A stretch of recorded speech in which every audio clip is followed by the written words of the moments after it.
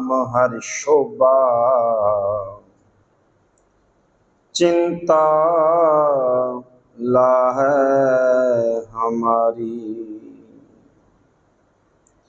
मिलै सुख नाम हरि शोभा, चिंता लाहै हमारी। चवर छतर तख्त दे मालक धन धन श्री गुरु ग्रंथ साहिब सच्चे सतगुरु पातशाह जी दे पावन दरबार दे अंदर शोभाईमान गुरु प्यार वाले गुरु सवारी सतसंगी जनों, पूरी मनुखता दे सांझे सतगुरु श्री गुरु ग्रंथ साहिब पातशाह जी दे पहले प्रकाश पुरबां नूं समर्पित आपां जो गुरु ग्रंथ साहिब पातशाह जी दे संपादना दी कथा आरंभ की है। कल आप जी ने सरवण कीता कि गुरु अर्जन देव सतगुरु पातशाह पहला भाई गुरदास साहब जी नूं,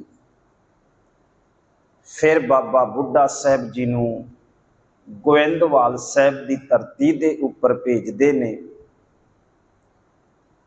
और फिर गुरु अर्जन देव पातशाह आप चल के गए बाबा मोहन जी दे कोलों गुरु अमरदास साहब पातशाह दे सपुत्र ने भगत साहबाना की बाणी जो गुरु साहबाना की बाणी गोविंदवाल साहब सी उन्हां नूं प्राप्त किया। पालकी साहब च सुशोभित करके चौल चुलांदियां होइयां चौर साहब चुलाउंदियां होइयां वो बाणी अमृतसर साहब लैके आंदी गई। रामसर साहब का अस्थान गुरु अर्जन देव पातशाह नूं बड़ा पसंद आया, हरिया भरिया सी। सिखां नूं हुक्म कीता इत्थे रामसर सरोवर की उसा जिहड़ी सी खुदाई करवाई गई। और शायद मैं कल इस गल का जिक्र नहीं किया क्योंकि बहुत सारिया गल्लां छुट जांदियां ने चलदियां चलदियां। कोई जरूरी नहीं हुंदा गुरमुखो सारिया गल्लां ही प्ले हो जाण। जदों सिखां ने पुछया कि पातशाह जो ये सरोवर आप जी ने हुक्म नाल बनवाया है इहदा नाम की रखा जाए, ते गुरु अर्जन देव पातशाह कहंदे ने बाबा बुढ़ा साहब नूं बाबा जी तुसीं दसो। उन्हें कहा पातशाह तुसीं जिस दिन पहले दिन आए सी ना ते तुसीं क्या सी ये पंचवटी है। पंचवटी का अर्थ हो जिते 5 तरह के दरख्त होण। पातशाह एक वो पंचवटी है जिथे राम जी ने टिकाणा किया, ते पातशाह एक ये पंचवटी है जिथे गुरु रामदास साहब का टिकाणा हुंदा है। जदों इन्ना बचन किया ते फिर गुरु पातशाह कहंदे ये गुरु रामदास साहब का सर है, इस करके इहदा नाम रामसर साहब रखा गया। उत्थे राम का अर्थ गुरु रामदास साहब पातशाह को है। बाणी एकत्रित हो गई सी, इसनूं लिखना आरंभ करना सी, बाहर पहरे ला दिते गए, इधर कोई सिख नहीं आवेगा।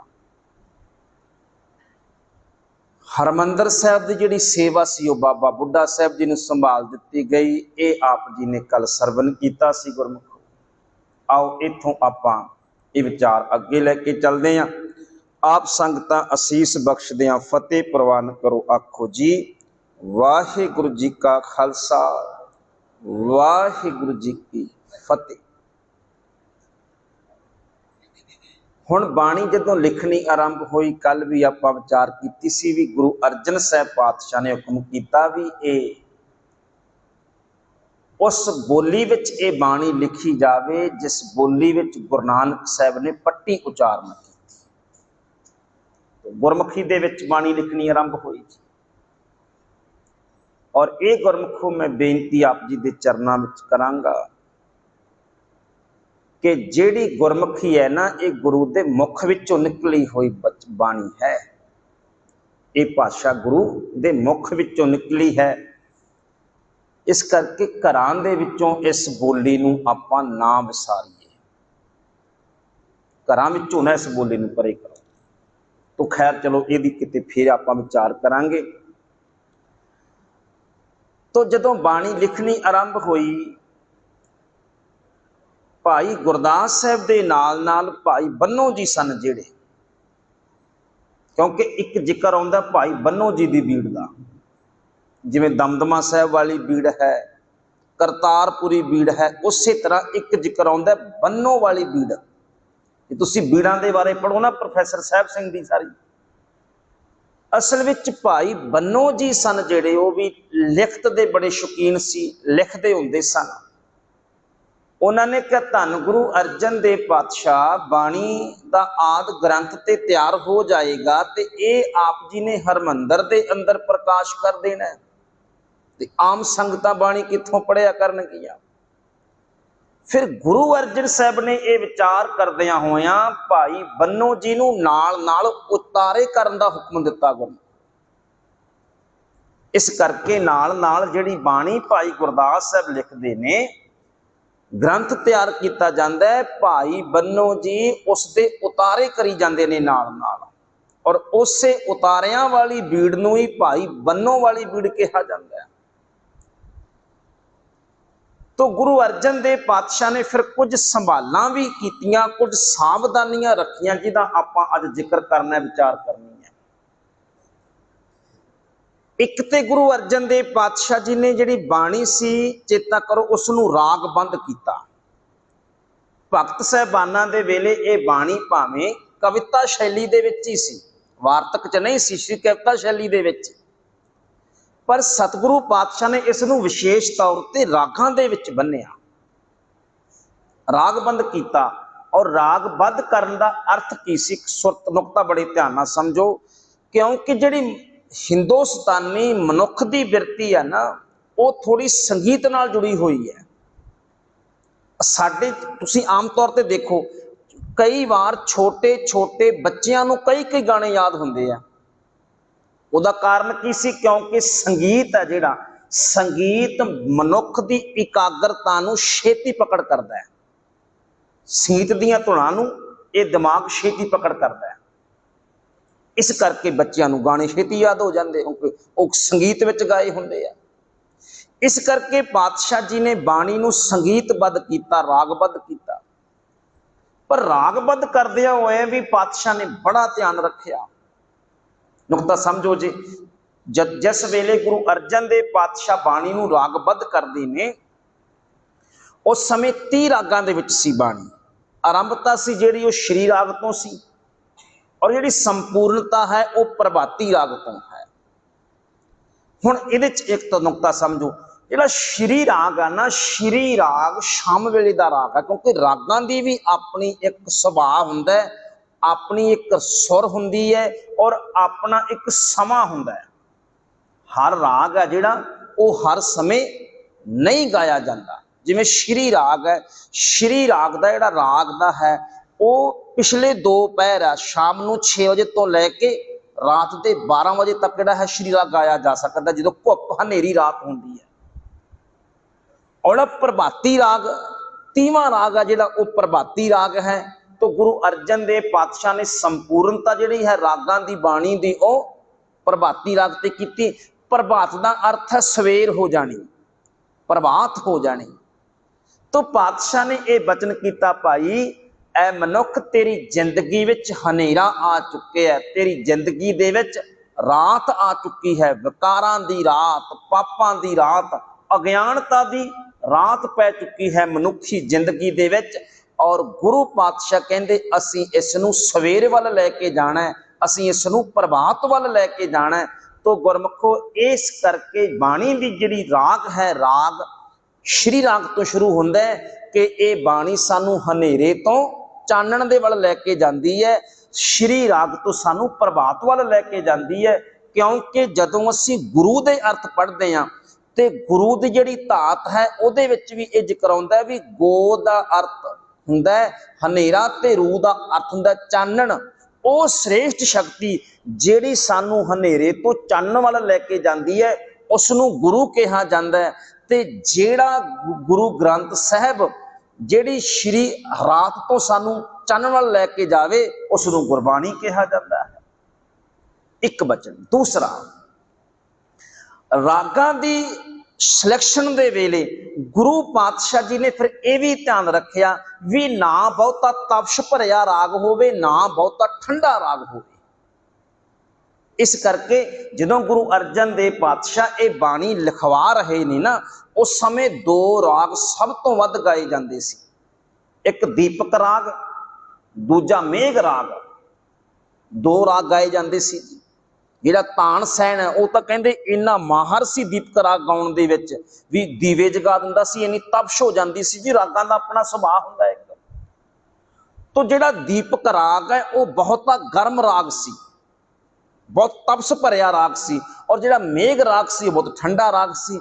इस करके दीपक राग गाउण दी आग्या उसे बंदे नूं मिलदी सी जिहनूं मेघ राग गाउणा आउंदा हुंदा सी। जे ये पूछा जाता सी, जिहड़ा भी मन्निया जाता भी अकबर बादशाह के दरबार दे विच एक बार दीपक राग किसी ने गा दिता, पर दीपक राग का माहौल इन्ना गर्म हो गया भी तपश इन्नी हो गई कि मुड़ के जिहड़ा गाउण वाला सी उसनूं मेघ राग ना गाउणा आई। फिर बैजू बावरा नाम का एक रागी सी, उसनूं बुलाया गया, उसने मेघ राग गाया ते उस माहौल नूं ठंडा किया। तो इस करके दीपक राग गाउण वाले नूं मेघ राग आउणा जरूरी हुंदा सी। और गुरु अर्जन देव पातशाह ने ना दीपक राग रखिया ना मेघ राग रखिया। पातशाह कहंदे ना इत्थे बहुती तपश चाहिदी है, ना इत्थे बहुता ठरम्मा चाहिदा है, इत्थे तां जीवन की रवानगी चाहिदी है। दोनों रागां तो सानू बचा के रखिया। उस तो अगे चलो, कई राग ऐसे ने बाणी अंदर जिहड़े एक राग नहीं है, दो रागां दी मिलावट है। जिवें जदों असीं बसंत राग पढ़दे हां ते बसंत नाल बसंत हंडोल आ जांदा है। जिहड़े सिख सहज पाठ करदे ने पता है उन्हां नूं। किते जदों असीं गौड़ी राग पढ़दे हां नाल दीपकी है, गौड़ी दीपकी महला पंजवां असीं पढ़दे हां रोजाना। हुण दीपकी वखरा राग है, गौड़ी वखरा राग है, बसंत वखरा राग है, हिंडोल वखरा राग है, पर गुरु अर्जन साहब पातशाह ने इकट्ठियां कर दिते। ये नुकता थोड़े ध्यान समझो, क्योंकि ये विचारां कई बार नहीं हुंदियां आम तौर दे उत्ते रागां दियां। तो उहदा कारण सी गुरमुखों, जिहड़ा बसंत राग है वह बहुता ठंडा राग है। इस करके पातशाह कहंदे बंदा इन्ना ठंडा ही ना हो जाए भी वो रोकी जाए। इस करके पातशाह ने नाल हिंडोल, हिंडोल सी जिहड़ा हिंडोल नाल रच दिता भी जिहड़ा सी वो जिंदगी है जिहड़ी वो चलदी रहे, तपश भी नाल नाल हिंडोल दे बसंत दे बनी रहे। इस करके बसंत नाल हिंडोल लिखिया। जिहड़ा गौड़ी राग है, गौड़ी राग बहुत उदासीनता वाला राग है। जदों कि बंदा बहुत उदास होवे उदों गौड़ी गाया जाता है। बड़ा एक उदासीनता वाला, उदासी वाला राग है। इस करके पातशाह नाल दीपकी उचारण किया। दीपकी का अर्थ है थोड़ा जा उत्साह वाला राग। भी कली उदासीनता भी चंगी नहीं हुंदी, भाई उत्साह भी चाहिए।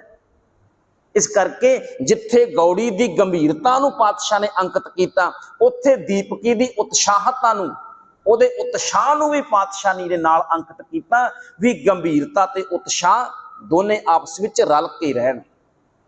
इदां भी होया। इस करके सतगुरु पातशाह ने रागां च विशेष ध्यान रखिया।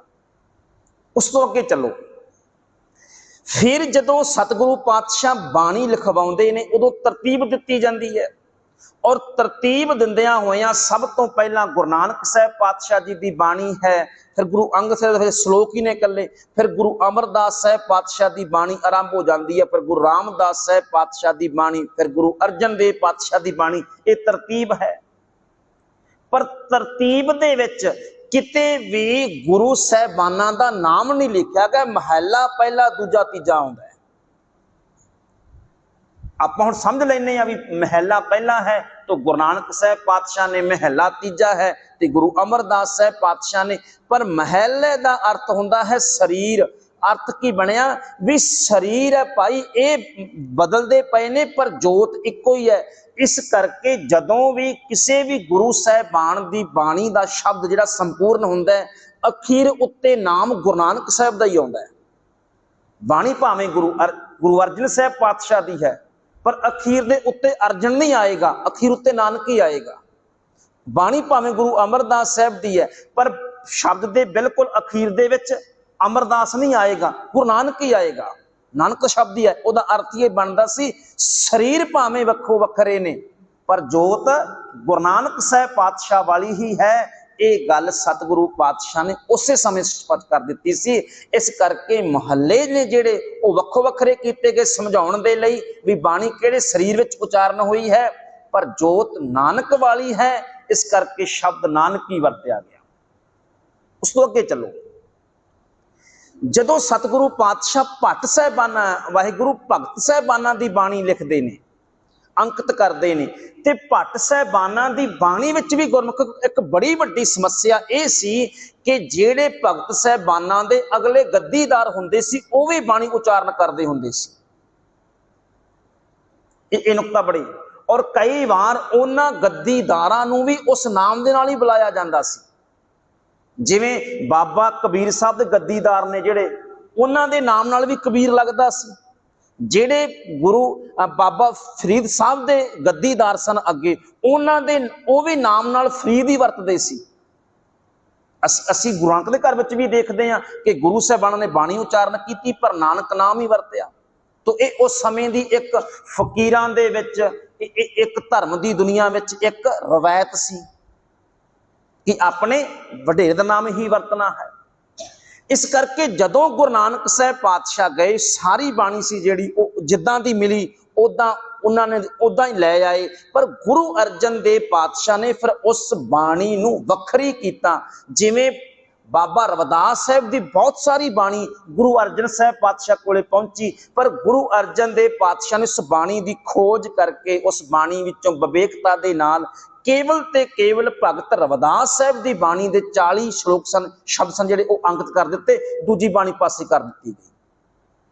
तुसीं अज भी कदे पढ़ो तां असीं तां हुण भगत रविदास साहब 40 श्लोकां नूं असली मनदे हां, पर उन्हां तों बाद भी बहुत सारी बाणी उन्हां दे नाम ते मिल जांदी है, क्योंकि उन्हां दे गद्दीदारां वल्लों उचारण कीती हुई है। इसे तरह शेख फरीद साहब जी के गद्दीदारां ने भी बाणी उचारण की सी बहुत सारी, पर गुरु अर्जन साहब पातशाह ने उस बाणी का भी नखेड़ा किया। केवल बाबा शेख फरीद साहब की बाणी, कबीर साहब के गद्दीदारां ने बहुत सारी बाणी उचारण की, पर गुरु अर्जन देव पातशाह ने कल्ले कबीर साहब की बाणी नूं ही थां दित्ती। इस करके इस बाणी का नखेड़ा गुरु अर्जन साहब पातशाह ने किया कि उन्हां तो जिहड़ी वखरी बाणी सी वो पासे कर दित्ती गई। उस तो अगे चलीए, फिर गुरु पातशाह ने यह भी कृपा की, कुछ बाणियां विचों साडी जिंदगी की रवानगी नूं पातशाह ने समझिया। जिवें तुसीं देखो जिहड़े ये गल्लां लगणगियां समझ, उन्हां नूं जिहड़े सहज पाठ करदे ने, बाणी पढ़दे ने, उन्हां नूं सौखियां लग जाणगियां। जिवें असीं अलाणियां पढ़दे हां, अलाणियां दे नाल घोड़ियां ने, इकट्ठियां ने दोने, अलाणियां ते घोड़ियां कट्ठियां ने, दोनों इको थां ने।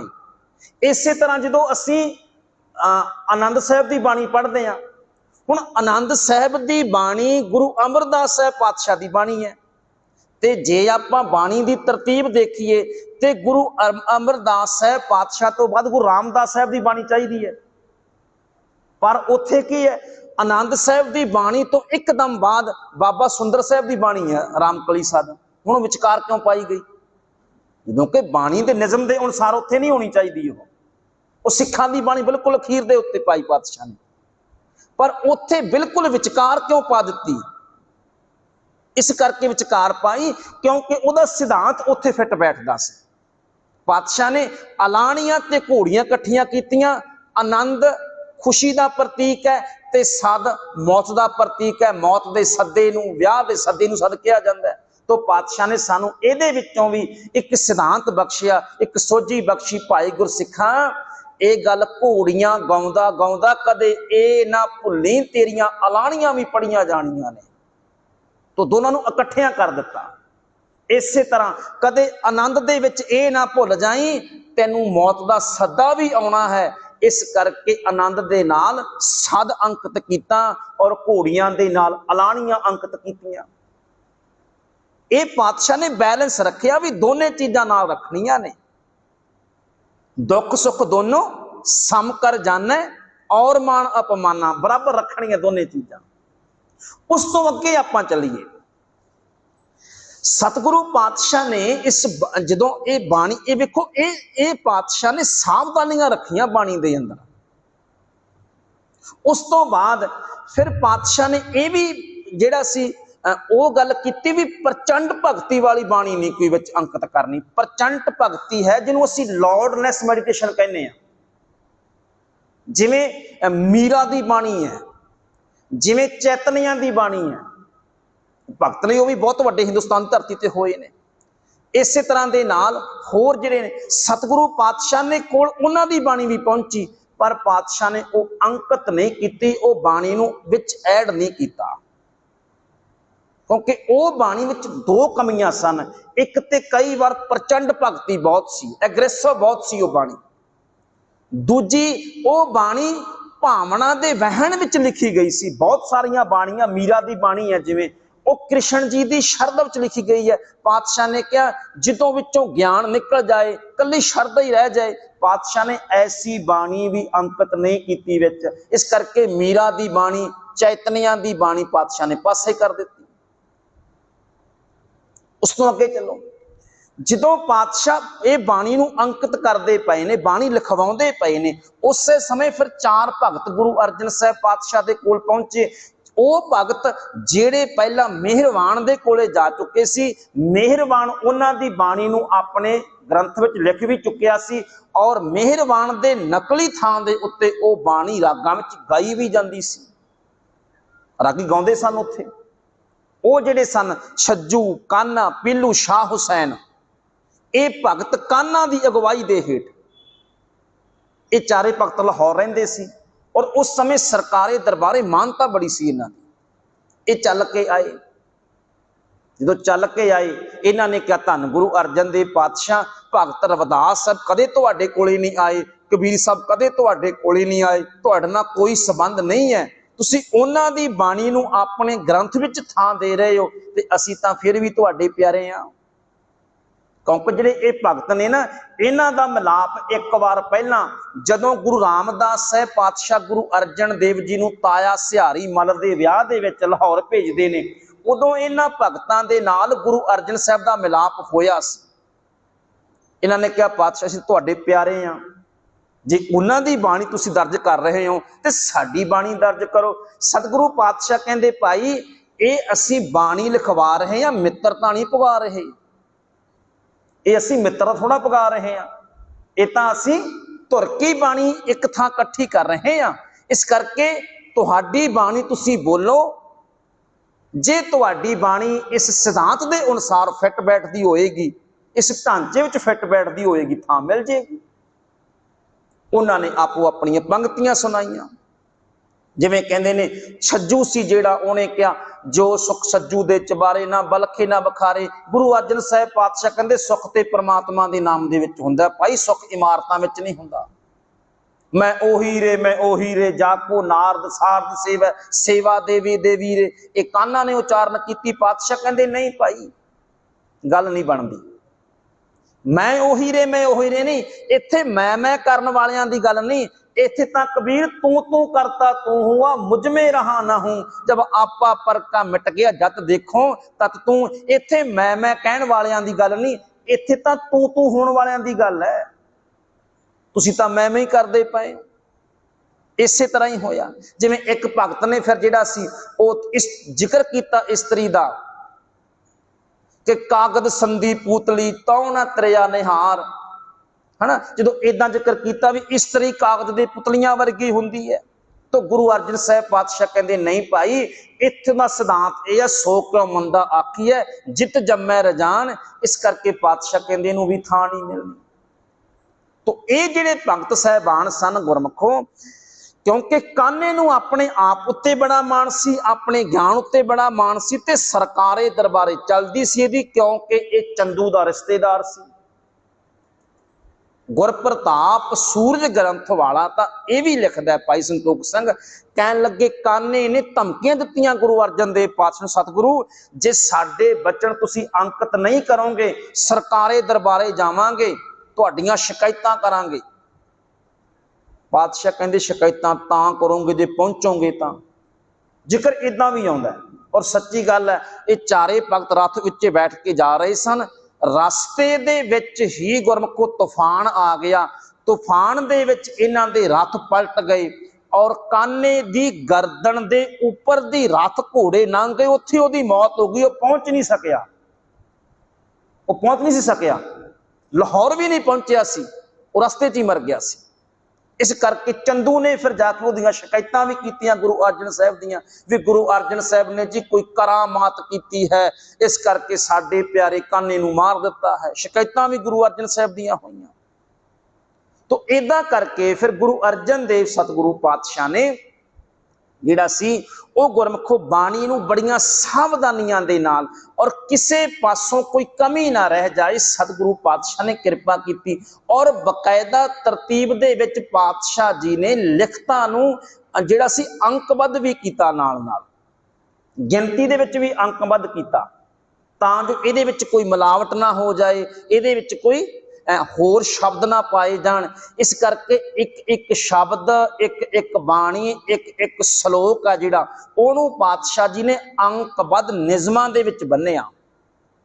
इस करके अड तक भी गुरु पातशाह ने, तुसीं देखो जदों भी कोई शब्द लिखिया हुंदा है, वो शब्द की समाप्ति हुंदी है नाल अंक लिखे हुंदे ने, जदों कोई बाणी समाप्त हुंदी है नाल अंक लिखे जांदे ने। ਉਹਦਾ ਕਾਰਨ ਕੀ ਹੈ, ਉਹ ਇੱਕ ਇੱਕ ਚੀਜ਼ ਹੈ ਜਿਹੜੀ ਇੱਕ ਇੱਕ ਪੰਕਤੀ, ਇੱਕ ਇੱਕ ਸ਼ਬਦ ਨੂੰ ਪਾਤਸ਼ਾਹ ਜੀ ਨੇ ਗਿਣਤੀ ਵਿੱਚ ਰੱਖਿਆ ਹੋਇਆ ਹੈ। ਇਸ ਕਰਕੇ ਗੁਰੂ ਅਰਜਨ ਦੇਵ ਪਾਤਸ਼ਾਹ ਨੇ ਬਾਣੀ ਦੇ ਵਿੱਚ ਐਸੀ ਤਰਤੀਬ ਦਿੱਤੀ ਹੋਈ ਹੈ, ਐਸੀ ਅੰਕ ਗਿਣਤੀ ਨੂੰ ਫਿਕਸ ਕੀਤਾ ਹੋਇਆ ਹੈ ਕਿ ਦੁਨੀਆ ਦੀ ਕੋਈ ਵੀ ਤਾਕਤ ਇੱਕ ਪੰਕਤੀ ਵੱਧ ਜਾਂ ਇੱਕ ਪੰਕਤੀ ਨੂੰ ਘੱਟ ਨਹੀਂ ਕਰ ਸਕਦੀ। ਨਾ ਕੋਈ ਬੰਦਾ ਇੱਕ ਪੰਕਤੀ ਕੋਲੋਂ ਲਿਖ ਕੇ ਪਾ ਸਕਦਾ, ਨਾ ਕੋਈ ਵਿੱਚੋਂ ਕੱਢ ਸਕਦਾ। अंक दे हिसाब नाल भी पातशाह जी ने गिनती नूं संपूर्ण किया। यह भी सतगुरु पातशाह ने कृपा की। इस तरह फिर सतगुरु लगभग 3 साल का समा लग्या। ये कोई कार्य कोई 2-4 महीनों का नहीं सी। लगभग 1601 दे विच जिहड़ी है वो बाणी लिखण की आरंभता हुंदी है और पूरे 3 सालां दे विच फिर जिहड़ी है ये बाणी की संपूर्णता सतगुरु पातशाह लिखवाउंदे ने और उस तो बाद फिर जिल्द बनी जाती है और फिर अगे प्रकाश किवें कीता जांदा, ये जिहड़ी विचार है ये आपां कल नूं इत्थों ही अगे लैके चलांगे जी। भुलां चुकां दी खिमा फतेह बुलाओ आखो जी। वाहिगुरू जी का खालसा, वाहिगुरू जी की फतेह। वाहिगुरू जी का खालसा।